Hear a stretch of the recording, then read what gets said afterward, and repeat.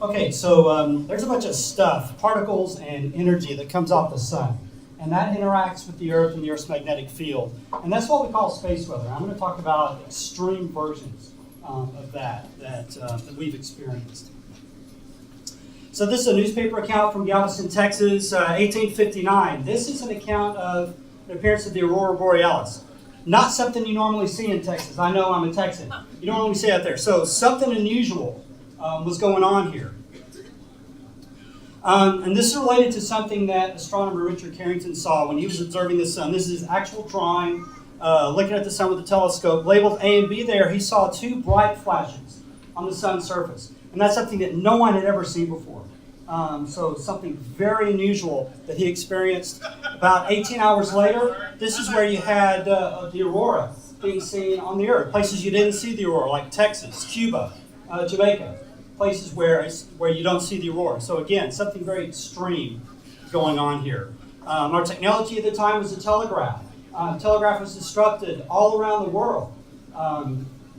Telegraph operators were getting electric shocks. Telegraph paper was being set on fire. Wood was being set on fire. People couldn't communicate using the telegraph all around the world. Well, now we know that Richard Carrington saw a solar flare. He was the first one to ever see one. Solar flare is a tremendous release of energy on the sun's surface that appears as kind of these bright patches on the surface of the sun.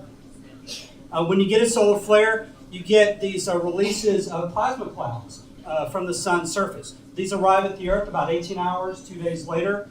They strike the Earth's magnetic field, cause a magnetic storm, tremendous disruptions in the Earth's magnetic field, and you see the aurora at very low latitudes. This is a simulation of a storm from 2006. And then what you'll see is a simulation of what we think the impact was from that 1859 event. You see a very extreme impact on the Earth's magnetic field during this storm. We think this is one of the largest geomagnetic storms we've ever experienced. A similar storm occurred in May of 1921. Tremendous impacts on our communication systems, the transatlantic cable, and again, telegraph and telephone systems all around the world were disrupted during this event. Kind of more recent times, March of 1989, another extreme magnetic storm occurred. Aurora visible in Texas and Florida. There was widespread power outages in Quebec. 6 million people were without power for 9 hours in that province during this magnetic storm. Still more recently, the Halloween storms of 2003, which included the most intense solar flare ever recorded. You'll see a bright flash there on the edge of the sun as that area is kind of rotating off the edge of the sun. Produced a series of solar flares and magnetic storms during a couple of week period. So while this happened, we had numerous satellite outages. Some satellites were completely disabled. Radiation for airline passengers and astronauts, power outages, and widespread communication and navigation outages, all during this Halloween storm event. Still more recently, so this is a solar flare that occurred in 2012. It was beyond the edge of the sun that we could see, but you could see kind of material being kicked off by that solar flare that's just beyond the edge. So it didn't impact the Earth because it's kind of on the side of the sun. You'll see here, that's the plasma cloud that was kicked off from that solar flare. And again, you'll see it kind of went off to the side of the sun, so it didn't impact the Earth. But the lucky thing here was we had a satellite, the Stereo A spacecraft, that was in just the right location to take a direct hit from that plasma cloud. And here you'll see that plasma cloud coming right at that Stereo A spacecraft. So we were able to get direct measurements of it.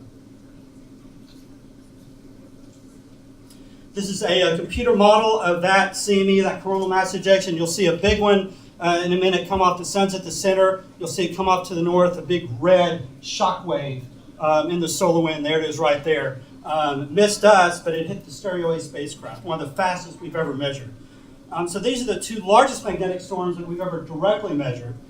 You'll see estimates of that 1859 and 1921 storm, what they think they were.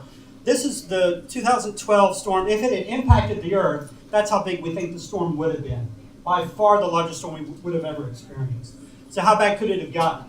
The National Academy of Sciences did a study that said an extreme space weather event could have a $1 to $2 trillion impact to the U.S. economy, mostly due to power outages, extended power outages, and satellites going out. So what is kind of the long-term threat from these extreme events. There's a few studies that have been done that kind of show in the order of over a 10-year period about 12% chance of getting an extreme space weather storm like this to occur.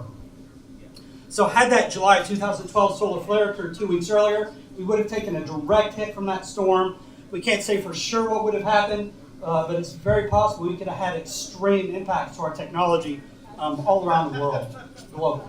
So it's just a matter of time before we get knocked back to the sun.